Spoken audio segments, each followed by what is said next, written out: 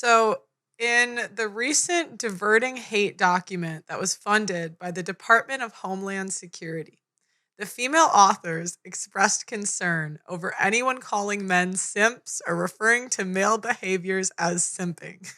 They say simping is really just another word for love, kindness, love and kindness towards women, and that people who don't want to do that are being radicalized.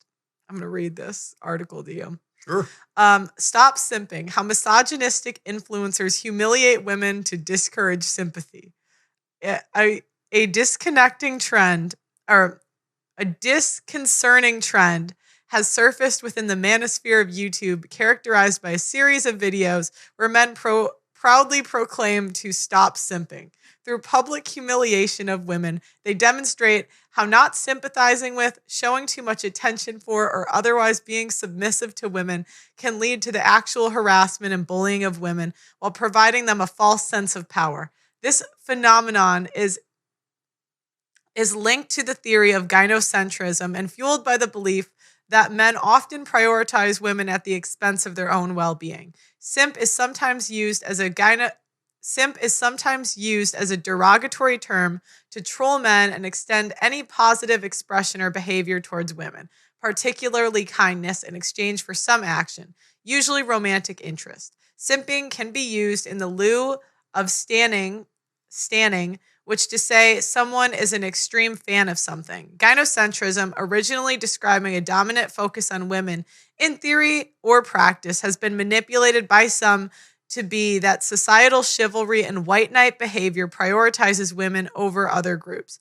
Men Going Their Own Way, MGTOW, for example, identifies itself as a reaction against the perceived misandry of gynocentrism. Why do you think the government is so obsessed with micromanaging men's minds and behaviors when they simply want to avoid traditional yoke and go their own way? Do you think the government might have concerns about the demographic collapse we're seeing in marriage and birth rates, or do you think there is some other reason? I think there's both. I think the government probably is concerned about those things. I know if you look at countries like Japan, they're in trouble. South Korea is in trouble right now with birth rates. But this also blends with cultural gynocentrism that we have now, because what that said, if you reduce it to just to the basics, is that if you don't simp, you hate women. If you don't grovel, then you're a misogynist. If you don't fawn over women, then you're not a man. This is the same basic principle we've been sitting here talking about for a few minutes. Government's concerned? Yeah, because if the preponderance of men went red pill, there would be real trouble. And red pill thinking is growing. It's happening. I mean, there's content creators like you and a bunch of others out there now and even mainstreaming these ideas. And I think they are concerned about it. But I also know that this is, when you have feminist academicians and you get government money, you're going to get studies like that and papers like that, regardless of whether or not the government's concerned about it. Mm-hmm. But of course, if their plan is to do something about it through something like this, all they're going to do is create more of it.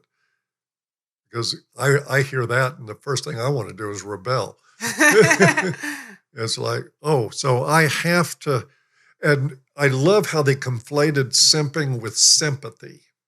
Yeah, I don't know if you caught that as you were reading. They want to say that if you don't simp, you're unsympathetic. I think I'm very sympathetic to women. I do. I think they've gotten a raw deal by being infantilized, and they've been coddled to the point of not even being able to think rationally about many topics because of what we've enabled in them, what men have done to enable them. I have compassion about that, and I hope it changes someday. But this is just simply trying to conflate sympathy with simping, and another way to try to shame men into not expressing what's really on their mind, and it's not going to work. And I don't think it's kind to women to lie. And that's what I realized is all these guys are just liars. Well, the thing is, that's the social contract with women now. Yeah. You have to lie to them. Yeah. Every woman is beautiful. No women are fat and ugly. No women are hoes. No women are unfit for marriage. You've got to tell women how great they are. You have to be very much girl power. And that's just the social contract now. That's what Michael Knowles, all these clowns, this is what they're doing. They're just following the gynocentric script. And they're actually claiming in some cases, like a Daily Wire, to sort of be edgy about this stuff. They're not edgy. These guys are down on their knees with Jules, holding them up, all of them, doing this. They're just doing it differently than it's been done in the past. But it's the same thing. Even the fact they interviewed Nala before they interviewed you, it's like you have 22 years of experience in men's advocacy, men's rights, and they put on a porn star before you? Really?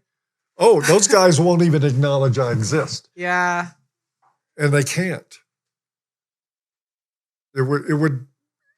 I don't expect. I mean, I was telling you earlier. I reached out to Jordan Peterson, at least through his intermediaries, and never got a response. I reached out in other places. These guys won't even acknowledge if you're doing real red pill stuff as a man, they will not acknowledge you exist because they can't argue with you and they know it. I know. Even sometimes I get opportunities and I feel like other people should get them before me. And I think they should, like sometimes even when I went there, I was like, there's so many guys that have been doing this for 20 plus years, but they want to talk to me, the woman. And I'm like, why don't you guys go talk to the actual men that have been literally, and I'm thankful for the opportunities. So I'm not trying to knock it, but it's just like, I'm like, some of these guys have been doing this for 20 years. Why aren't they in here? Why aren't you talking to the guys that have lived this, I would love to hear their answer to that, but it's not going to come. And I honestly think, I mean, it may even sound a bit overinflated, but I really think they're scared. I don't think they want to face a guy who's ready to challenge their ideas, somebody that's been doing this a long time and who understands the topic very, very well. I don't think they want any part of that at all. Well, and they would be assholes. They would be absolute. If they had to say what, sometimes when I was talking to him, I'm like, I want you to tell a man that has been lied to about the paternity of his kid. Tell him that he's wrong for getting a divorce. Go say that to his face. Tell him he's a feminist. Go tell the military members that are coming home from deployment to their wife robbing them and stealing their kids. Tell them that they just weren't man enough. Tell them. Go ahead. Yeah. Tell them what they could have done better. But they can't. They're not going to do that. No, they read a couple studies. They think they're smarter than they are.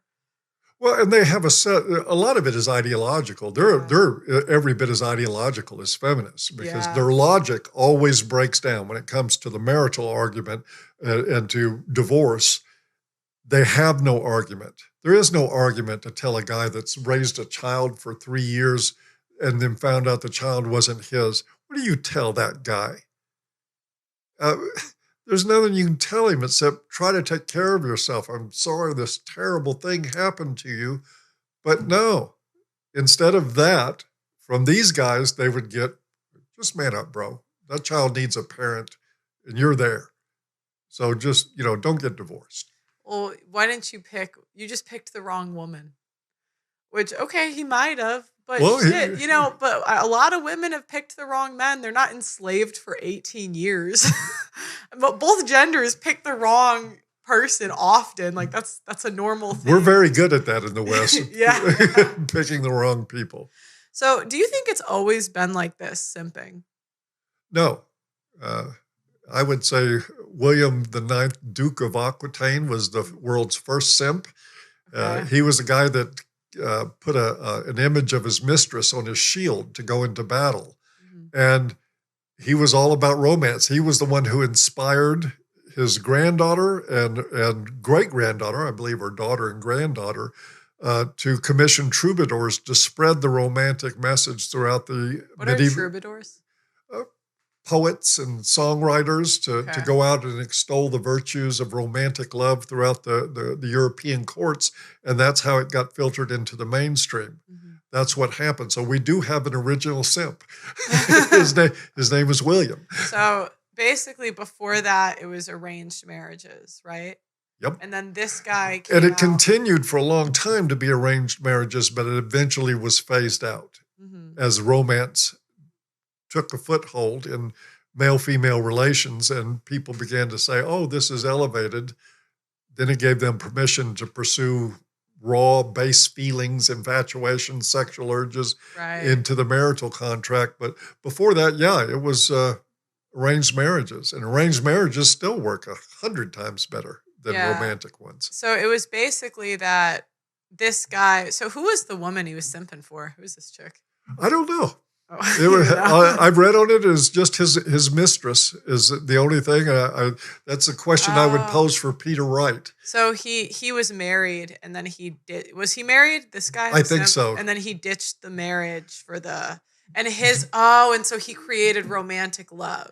Well, he popularized that notion, especially among the people who followed him. And it put him, interestingly enough, because we hear a lot of romantic drivel from people out of the church, his actions put him in conflict with the church. I think it almost got him excommunicated. Oh, no way. Yeah, because he was, in effect, worshiping women.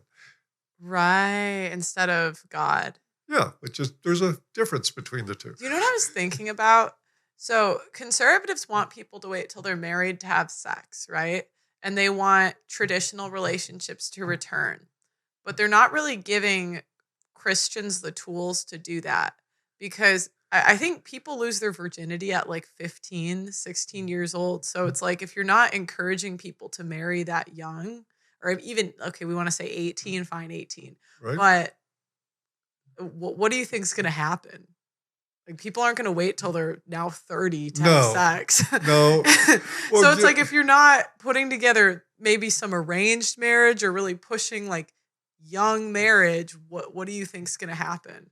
Well, what's going to happen is what's happening, which is marriages fail. The relationships fail. I mean, they're chasing 1950, and that toothpaste is out of the tube, and you're not going to put it back in. Yeah. That's not going to happen. Birth. But instead of telling young men and teaching young men discernment, they do not teach discernment with young men. They teach them, please the woman until she accepts you.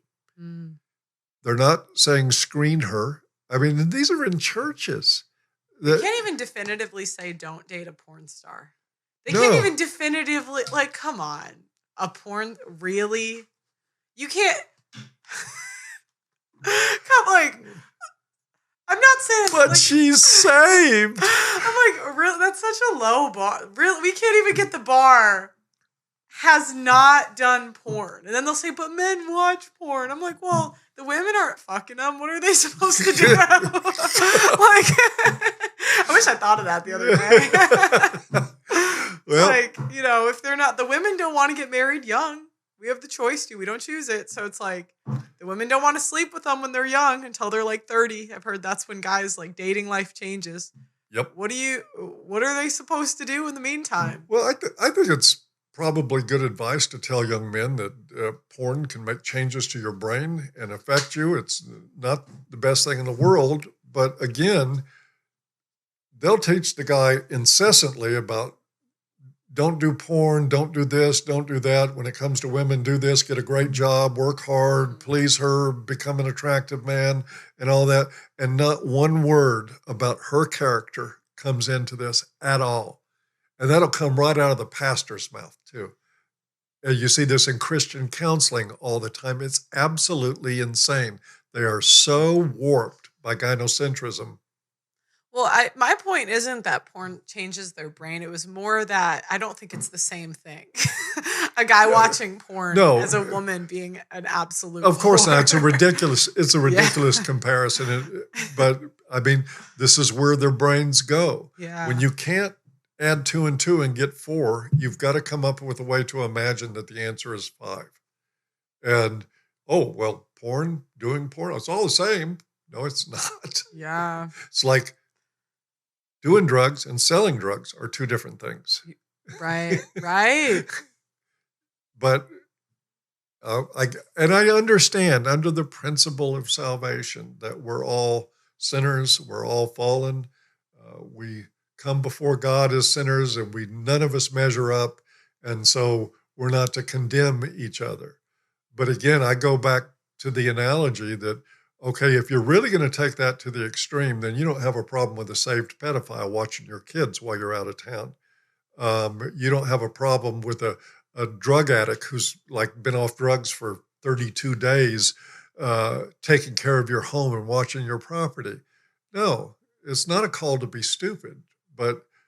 And in all those other cases, those Christian people would get it. Oh, yeah, I don't want a pedophile watching my kid. No, I don't want a guy with a history of burglary taking care of my home. They want to whore around their husband. But it's like, oh, she used to be a prostitute. That's not the same.